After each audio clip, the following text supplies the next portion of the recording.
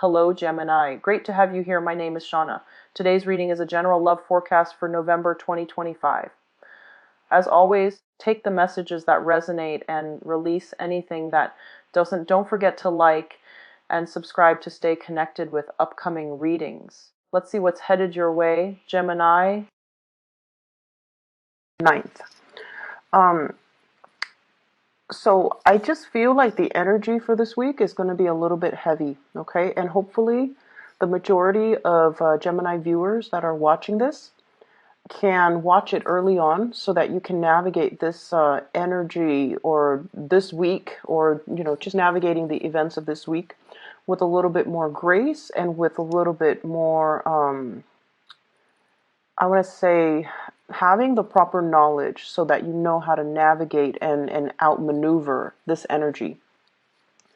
When I was shuffling the cards for you, I saw a scene in the desert. So it's like just a lot of sand, mounds of sand, and just, sand shifting with the winds. And what looks to me was was on the ground, there were whirlpools. And, they're sort of like riptides or whirlpools that you see in the ocean.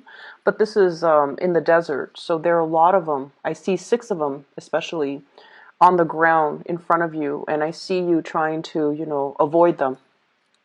So it's almost like, avoiding landmines, avoiding obstacle courses, trying to find your bearing and trying to find your way without falling into these whirlpools. So that's what I'm sensing here. And if we're using that imagery to kind of dictate, what's coming in store for you for this week, first of all, the one thing that came out in the spread here is the need to not cut corners, okay? If we're going to do something properly and we're going to do something the right way, and if we're going to cover our tracks, if we're going to make sure our plans are foolproof, then we're going to have to do things the right way. So there's a huge emphasis here on not cutting corners, on having all the information in front of you and then making a decision by factoring in all the information that is available to you.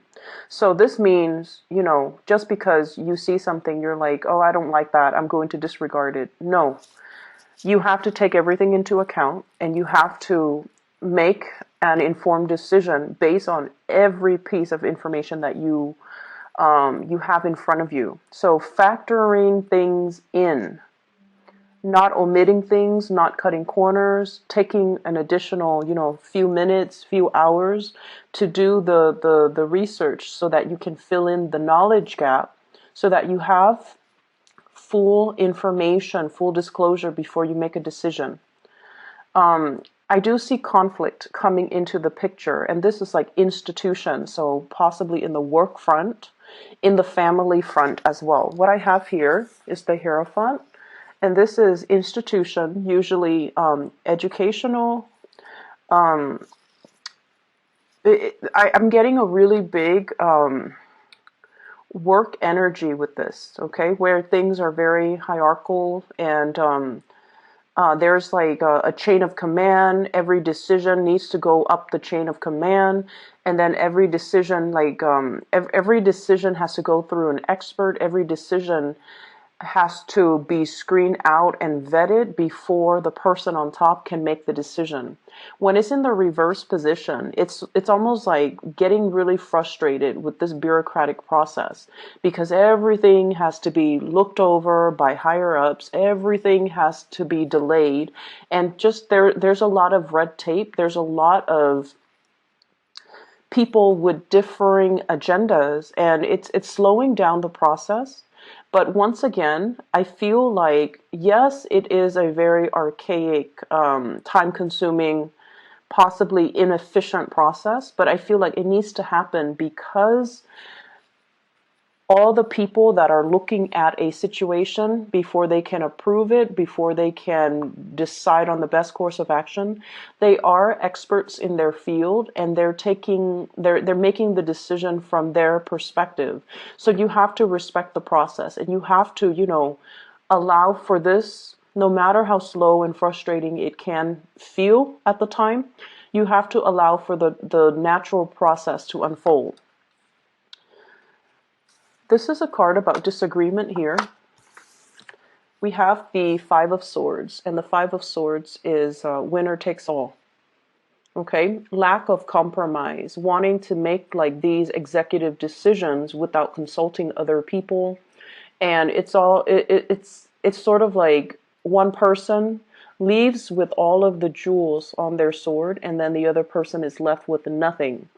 So, in the spirit of compromise and in the spirit of, trying to do the right thing, it is really crucial for you guys to understand that these protocols and these processes are placed or put into place because there's a need for it. So that one person doesn't make the decision only based on their self-interest and essentially screws everybody else over. So we have to kind of allow for this, end up in this situation, okay, where these choices are made almost like in a vacuum. And the ramifications of that would be one person commits an act of like grand theft and leaves everybody else in the cold, okay? So I feel like these processes are put into place to prevent that situation from happening. So there is a major power struggle that I'm feeling here, push and pull types of energy between one person with their own agenda and another person with things that they want to see happen. And there is a lack of compromise. There is a lack of mutual understanding. There's a lack of being able to put ourselves in somebody else's shoes so that we can understand where they're coming from. This is a conflict that I feel where two people cannot see eye to eye with one another. They essentially have the same goals. They do want to sail away from this. So like you and another person, you both, believe it or not, have the same goals, have the same understanding. This is the Ten of Pentacles, building a legacy for yourself, leaving something behind, stabilizing your financial future, having financial backing, having a financial foundation on which you can build, especially a family, a relationship, a work situation. So you both want the same things. And you both are at a point where you both can collaborate and communicate and compromise in order to reach this really exalted space. But egos are getting in the way. Egos, conflict, communication, back and forth, banter, that kind of escalates and exacerbates a conflict, okay? So there's a lot of ego issues coming into the picture that's just allowing two people from being able to build together and being able to see that, you know what, we actually have the same goals, we have the same agenda. So that's what I'm feeling here. And if this is an ongoing conflict, I feel like it is coming, it is being revisited, or it is returning into the present moment. We have here the Ten of Swords in the reverse. So this is the reemergence of something that we thought was dead and gone, and now is making a comeback. Okay, so I'm feeling greatly some secrets being coming forth, some major revelation, something being unearthed. Okay, so it's almost like it's almost like, and this is not literally speaking, this is just figuratively speaking. It's almost like digging up somebody's grave, and there's a tombstone with the person's name, and everyone went to the funeral, and everyone watched the person in the casket being lowered into the ground, and everyone puts on their flowers, and the groundskeeper shovels dirt onto the coffin. It's almost like unearthing, like digging up the casket, opening it up, and then realizing there's no body in there. So once again, that is a figurative, like a way of explaining this. It's not literal, but I feel it's almost like something like that, a sleight of hand or a situation that everyone knew to be true. But then for this week, it's not true. Somebody kind of did a switcheroo, or somebody did like a sleight of hand trick, and then the situation is not what it seemed. All of a sudden, the situation is not what it seemed. And so you're given all of this information, and you're trying to unravel it to figure out what exactly happened. What is the motive behind that? Why would someone do that? Who would be able to pull that off? How could somebody pull, the wool over my eyes like that? How could I have believed that? How could I have, why didn't I know? So I'm seeing all of these questions, and I feel like it's such a dramatic week. Like the events that unfold, and I feel like it happens in succession too. It's not just one major big revelation. It's sort of like events culminating, leading up to this major, major big revelation. So I'm a believer of signs. Signs from the universe, signs from your spirit guides. And I feel like you were hit with many different signs along the way leading towards this major revelation. So I almost feel inclined to say, like, this should not come as a surprise to you. But that's what I'm feeling. It's almost like all the signs were there, little by little, moving you towards this big revelation, or preparing you for this big revelation. And I feel like maybe the signs were ignored. Maybe somebody was, it's like the red herring distracting you from other things. And in the process of being distracted, you were not able to see the signs, or you were not able to, there's a big sleight of hand energy here where I feel like it could come from you, Geminis, or it could come from your environment, okay? But there's something here where it's almost like being so tunnel vision and so focused on some aspect of things, and we're missing the whole picture. So going back to that first image that I saw, I feel like it's shifting sands, okay? It's almost like that mirage in the desert. What we think is our destination, we're heading towards the oasis, and we're trying to find refuge away from the heat and the scorchiness and just the dryness of the desert, heading towards this oasis, and we feel like it's in front of us, but then everything turns out to be a mirage. And then we're left with, these whirlpools of sand that you have to kind of maneuver your way through. So I just see everything as a series of events that allows you to see that everything is very fluid, that everything is like shifting sands under your feet. Needless to say, there is a big need here to be firmly grounded, okay? The decisions that you make, the things that you're planning, and whatever it is that you're planning to do. I feel for some of you, talking to a boss, and the boss is not able to give you anything definitive. Like, we don't know yet. We need to get the projections for next year, so we're not going to be able to, approve that raise, open up that position, decide on a course of action, finalize the contract. So everything is like on hold, and everything is just like contingent upon other things. So I feel like if that's the case, you might be frustrated. You want to move things along. But once again, everything is built on shifting sands. And the desert landscape, it changes too with the weather. There could be, very severe windstorm. And it changes the mounds, it changes the just the landscape. So what was there yesterday might look very, very different the next day.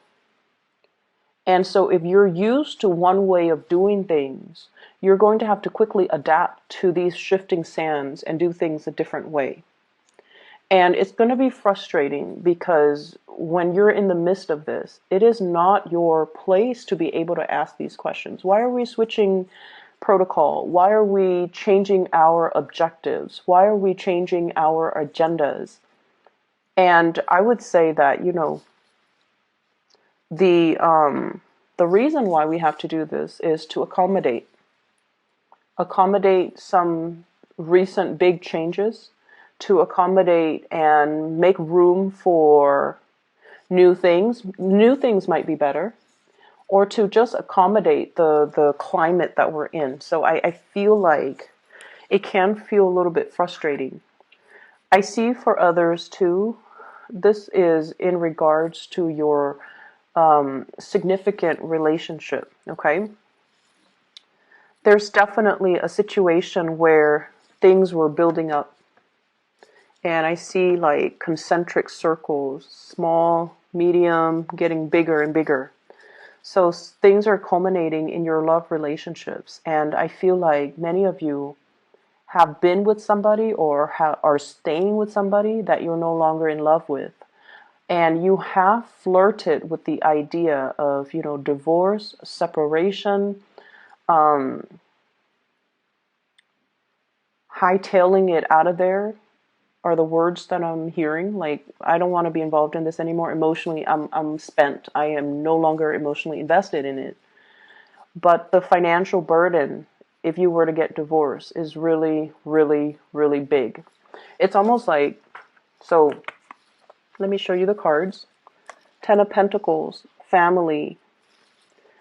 Ten of Cups in the reverse. Ten of Cups in the reverse is like no longer seeing eye to eye with the other person, no longer in love with the other person. But here's the catch. Five of Swords, winner takes all. So if we were to proceed with divorce, separation, one person is going to take everything. So I'm feeling here there's a lot of paranoia regarding finances, regarding money. And I feel for some of you, this can play out in a divorce proceeding, court proceeding, not wanting to leave a relationship because of financial considerations. For those of you who are traveling, I do see travel and movement. You're obsessively planning over it. Where am I going to stay? What stops am I going to make along the way? Do I have the financial resources? So those of you who are dealing with that, you're going to be fine. You're going to be okay. You're going to sail over your financial woes, okay? And all of it is happening because you're taking the steps and you're doing your due diligence to plan these things. So I definitely see people traveling with a family member, with family, and I feel like it's going to be an expensive trip. It's expensive, but you will be okay because I feel like, if there's a will, there's a way. The universe will intervene and help. There's a certain amount of luck here too, I feel, like necessary luck in order to get things off the ground, okay? So it is a lot of it has to do with you putting in the effort and the work in order to do your due diligence, in order to do your research, in order to plan things out and lay out a blueprint for yourself. And so the universe is helping you, is sprinkling some lucky, stardust on you to make sure that this venture is going to go the way that you want. But the universe would not have intervened if you just, coasted and not do your portion of the work. Does that make sense? So I feel like there's definitely a certain amount of divine protection and luck coming through to help you through this week. Okay? I'm also seeing as well, I feel like for those in relationships and that you're no longer in love, okay? And when you're no longer in love with another person, you might care about the other person, but the love is not there anymore, or you feel like you have outgrown the relationship, and you almost feel like it's time to go on. Like, it's time for me to move on. But I feel like many of you fear leaving this relationship because it's sort of like the devil that fearing the uncertainty, fearing the whole process about, I have to go out there and date again. Dating is so awkward. And what if I don't find anybody as good as this person that I have right now? Um, what if, I'm too old and I can't find anybody? So I see some of you with that element as well. Um, what if people are after me only for my money?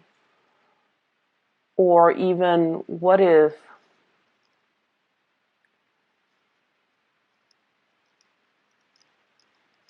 I can't find somebody that wants the same things as me?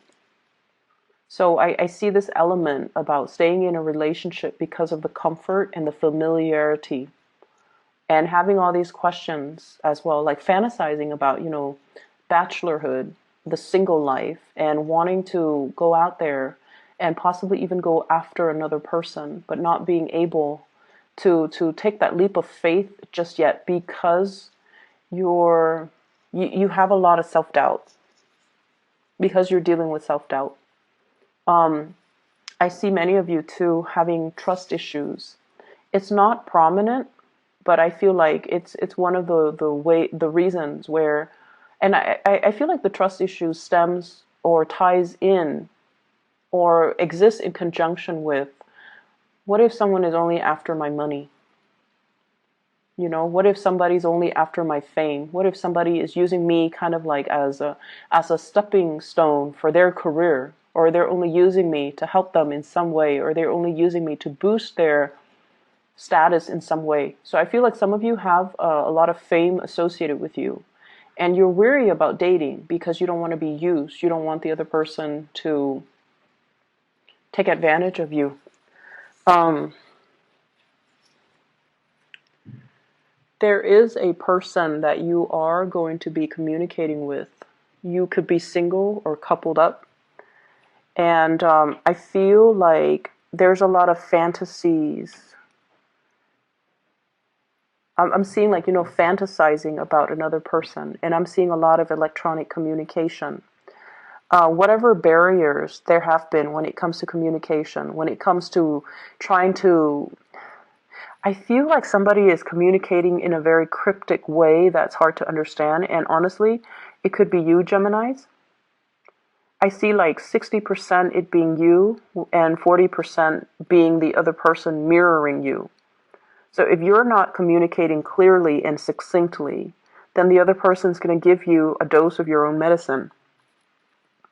If you are communicating very, very clearly and succinctly, clearly yes or clearly no, then the other person is going to mirror you. So in order to improve the communication here, it's like the ball's in your court to try to initiate more honest, thoughtful, and meaningful types of communication. So I feel like there's a lot of electronic communication between you and another person. I'm seeing a fire sign, so Sagittarius, Aries, or Leo. And I'm seeing the fire sign here with the Page of Wands. It's not so much the page energy that I'm seeing, but more like a person that is a little bit more heart on their sleeves, flamboyant, fun, playful. So if you're giving them, confusing messages, I feel like they're going to dish it back. And so we have a cycle here that we kind of need to break, and it is within your control, and the ball's pretty much in your court to be able to do that. I see many of you too getting more physically active. I see more lifting weights. I see more like I see somebody bending down and like squatting, or even doing weights, or doing repetitions like I see like weight training, strength training. I'm also seeing a lot of people. I don't know how that would work. I guess they would heat up the pools, but I see a lot of swimming. The last thing that I want to mention here is